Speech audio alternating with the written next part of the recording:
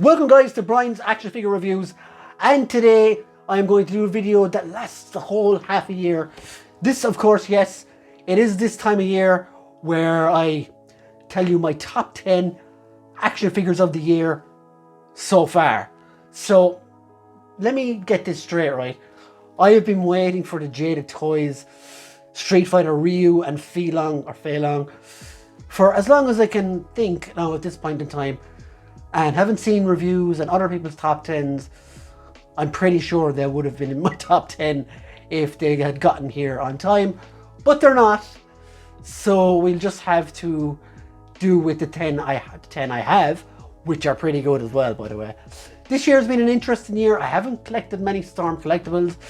I've completely stopped collecting SH Figure Arts Dragon Ball figures. The thing is, it's just things are getting too expensive.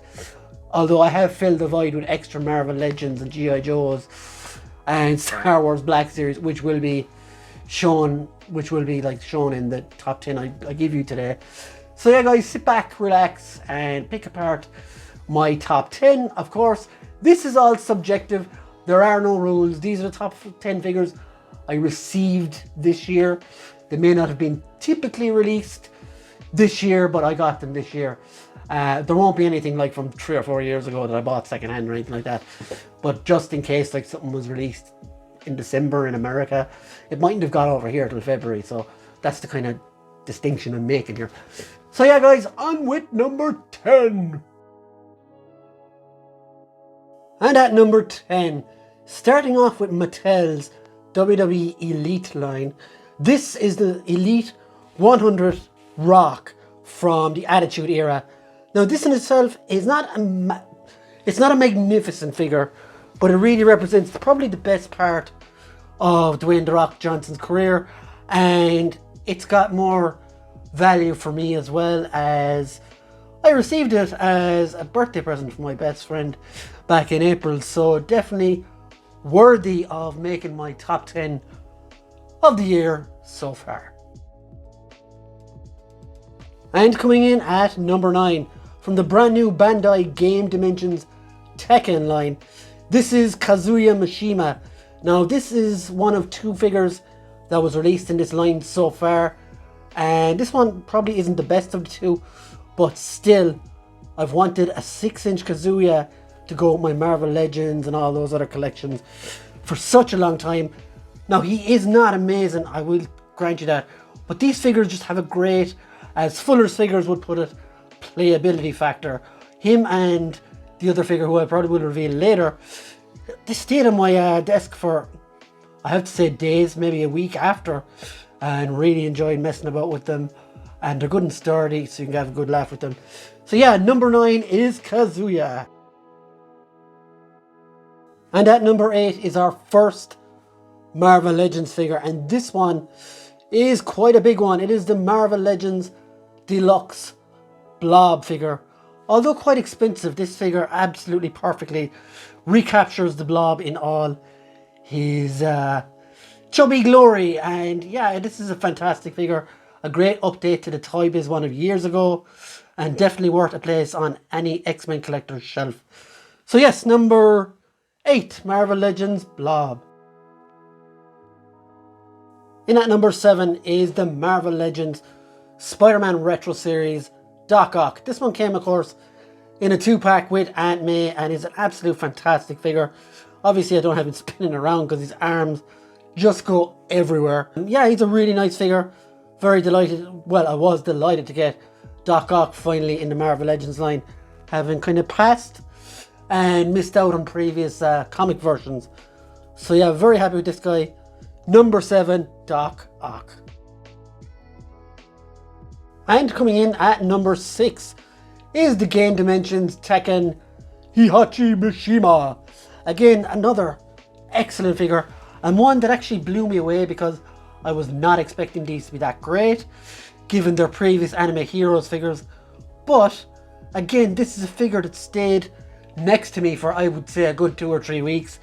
I was constantly messing around with him and having fun with him, and yeah, for that alone lands him in the near top 5, just outside the top 5.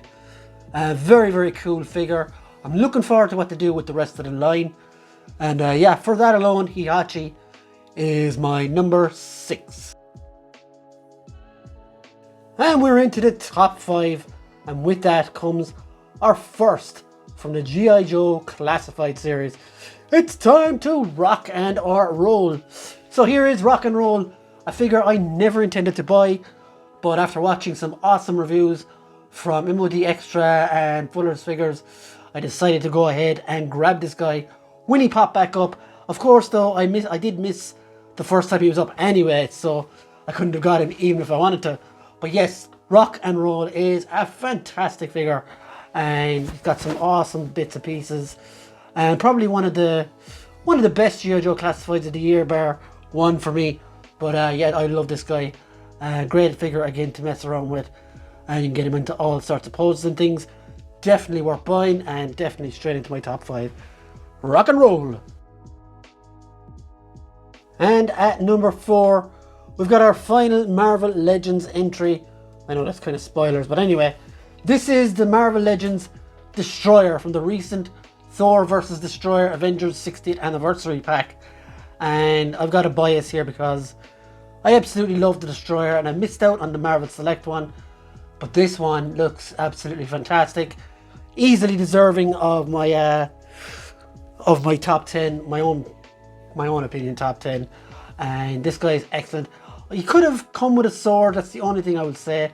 But other than that, this is exactly the Destroyer armor I wanted for my collection, and I'm just glad he's here and worthy at number 4. And it's getting tight now as we move into the top 3. And this entry is my favorite G.I. Joe Classified series figure of the year, really. And it's because I had this one as a child, so instantly it spoke to me when I saw him, and I was lucky enough to grab him as well. This is the G.I. Joe Classified series Copperhead, and absolutely fantastic figure from the head to the toe. He's one of my favorite of the year so far, and I know there is a lot more top quality ones coming, but this one so far is my best G.I. Joe Classified series figure of the year, and my number 3 overall. So what could have beaten G.I. Joe Classified series down to 3rd? So this is my number 2, and it is the Transformers Legacy series Tarn. Now, I'm very particular with my Transformers collecting. I rarely buy any character that was outside of G1. So when I saw this guy first, I didn't know who he was at first, and I had a quick read up and figured that he was the IDW bad guy, new bad guy. I've always been a classic Megatron or Galvatron or Starscream or any of the Decepticons, and getting a new bad guy is always tough into a series, but this guy looks absolutely phenomenal, and I was taken away with him when I saw him first. And when he came, the figure itself is even better. It just has so much personality, and it's my favorite Transformers figure in about 2 years, to be honest, and delighted I have him. And yeah, he's well up there, obviously second in my top figures of the year so far. So the Transformers Legacy series Tarn, everybody, number 2. So at number 1 is the Marvel Select X-Men Apocalypse. Apocalypse has never been done right, in my opinion, in Marvel Legends. Now, I'm not counting the Toy Biz ones years ago, but since Hasbro took over, they've never quite got Apocalypse down because they never do the size right. And I think this Marvel Select one captures everything about Apocalypse perfectly well. It does come with accessories to change out his arms and stuff. Like, I'm the first one to slate Marvel Select when they do stuff because of the lack of articulation and what have you. But this guy just doesn't need it. And much like a lot of their bigger figures, just works so well.